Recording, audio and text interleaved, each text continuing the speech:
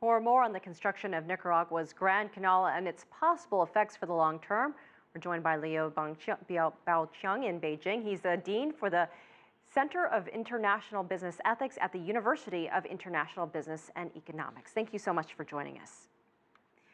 What can this project bring to China and Nicaragua? Can you talk about some of the possible benefits for both of these countries?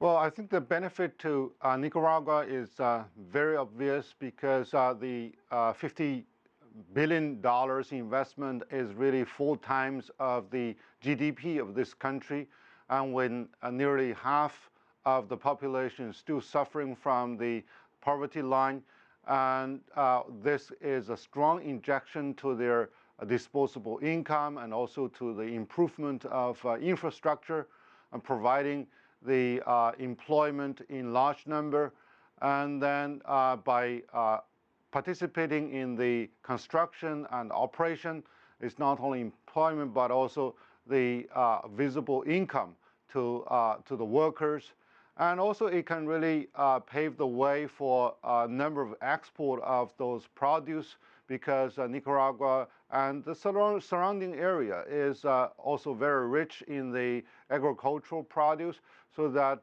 this is more convenient and provide a more cost-effective way for them to transship to the Pacific area.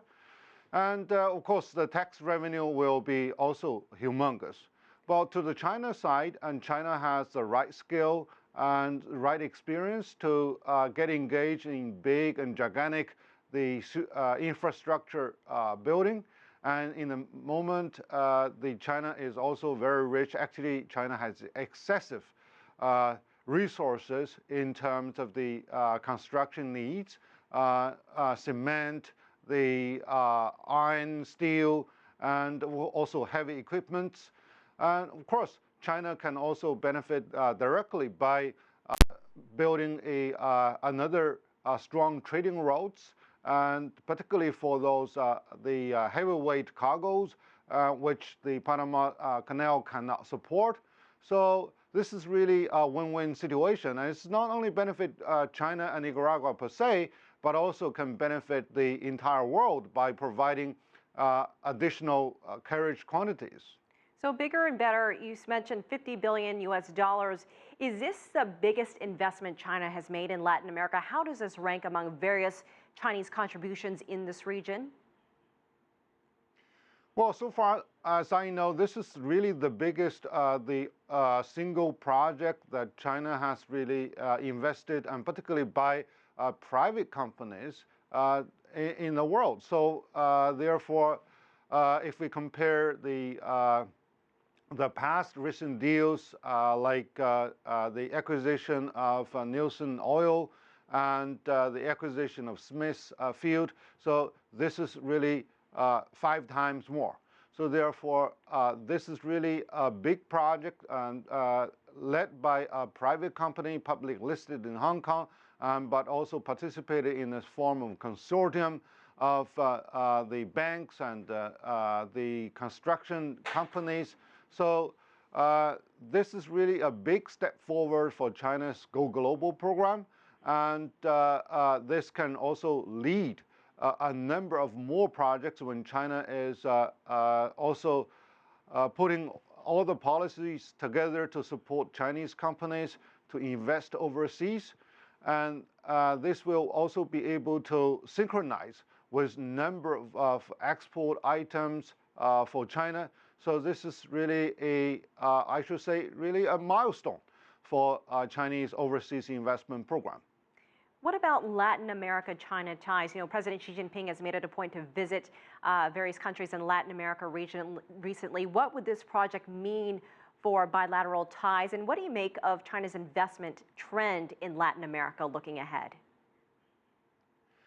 So first of all, when the world economy is still under a very difficult recovery, so the China is in a strong campaign to diversify its trade and investment portfolio with more destinations, and also when China is restructuring its economic growth portfolio, and we are looking more for global resources and diversify our risk management issue.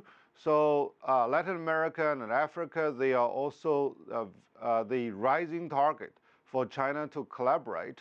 And when Latin America is a key provider of not only those minerals and agricultural produce, but also the destination for made in China.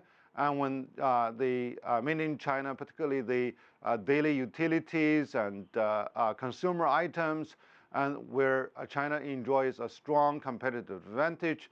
So China is trying to go all around to have a whole basket in combination of trade and investment and many other the innovative way of doing business in Latin America. And we also see that the Chinese ODI, overseas direct investment, to Latin America has really surged by 15 times in recent years, and it reached nearly now 100 billion US dollars.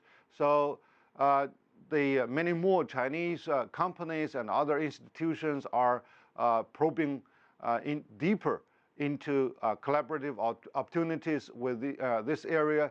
So definitely, this is really a very strategic approach for Latin America to participate also in the free trade area for the Asian Pacific. So this is really strategically beneficial both to China and the Latin America and Central America, and even to offer another big chance for a more integrated the big Pan-American economy to collaborate more with the other side of the Pacific.